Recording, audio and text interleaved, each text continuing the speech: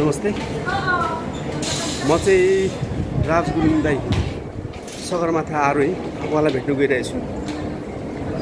उहाँ चाहिँ फेरि यही हप्ता मलेसियाको अर्को हिमाल चढ्न जानु लाग्नु भएको रहेछ। त्यो भएर यसैपालि उहाँलाई भेट्नुपर्ने भयो। हेरौँ, उहाँसँग थोरै बातचित गर्नेछु।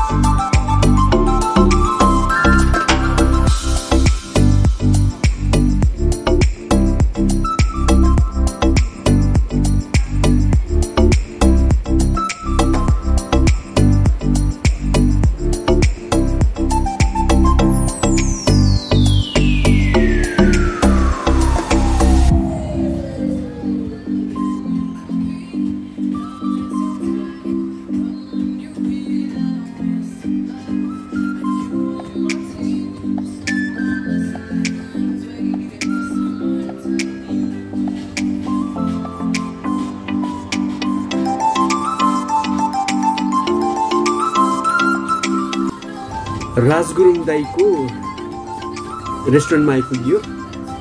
उहाँ चाहिँ साथीसँग कुरा गर्दै हुनुहुन्छ। सायद उहाँको आफ्नै बिजनेस सम्बन्धी कुरा गर्दै हुनुहुन्छ होला। ठिकै छ, हामी उहाँको पसल एकचोटि सर हेरौँ है त।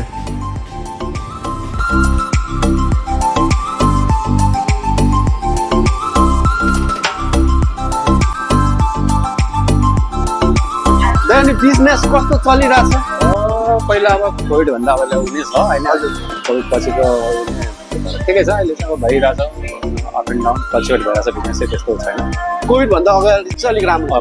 कोभिड भन्दा अगाडि त अब सबै बारहरू अब हेर्नुहुन्छ यहाँ खाली नै छ। अहिले कतिहरू बन्द पनि भइसकेको छ है, अगाडि उताहरू पनि बन्द भइसकेको छ थुप्रो बारहरू। अगाडिकोहरू नि बन्द भइरहेको सबै अनि त्यस अहिले चाहिँ अब ठिकै छ। हाम्रो चाहिँ रेगुलर कस्टमरहरू छ। अनि प्लस अब स्पोर्ट्समा चाहिँ हाम्रो बढी, हाम्रो चाहिँ स्पोर्ट्स बार हो। हजुर, स्पोर्ट्स बार। त्यही भएर चाहिँ सबै स्पोर्ट्सहरू हेर्न सक्नुहुन्छ तपाईँ। भनेपछि कमेडी गीतहरू पनि गाउने ओर्ने चाहिँ हुन्छ। यो चाहिँ ओपन माइक हो। ओपन माइकमा चाहिँ आफ्नो जोकहरू मात्रै सेयर गर्ने, जोक्सहरू सेयर गर्ने। अनि जस राम्रो राम्रो कमेडियनहरू, अनि उहाँ हेर्न सक्नुहुन्छ यो comedy.hk। हजुर, यो चाहिँ एउटा ठुलो ऊ छ, उनीहरूको चाहिँ क्लब नै छ। अनि उहाँहरू नै अर्गनाइजर हो। हजुर। अनि यो चाहिँ एभ्री मन्डे यहाँ चाहिँ अब चाहिँ हामी चाहिँ लङ्गेस्ट हो यो चाहिँ 19मा चाहिँ। हङकङभरिमा हङकङभरिमा चाहिँ अब कति लगभग अब 10 वर्ष हुन्छ अब यो गरेको चाहिँ। अब किनभने पहिला थियो थुप्रो कमेडी क्लबहरू थियो, सबै कमेडी क्लबहरू बन्द भएर गयो कोभिडले गर्दाखेरि। अहिले हामी चाहिँ बाँचिरहेछ। अब हामी पनि अब यो 19 वर्ष भयो यो बार।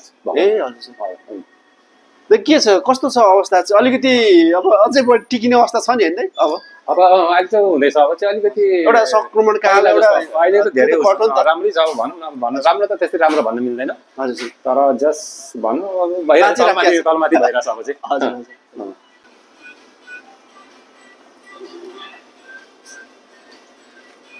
ठिकै छ होला। हुन्छ, ठिकै छ।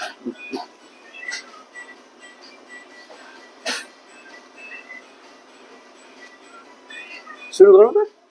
सुरु त अघिदेखि भइसकेको छ।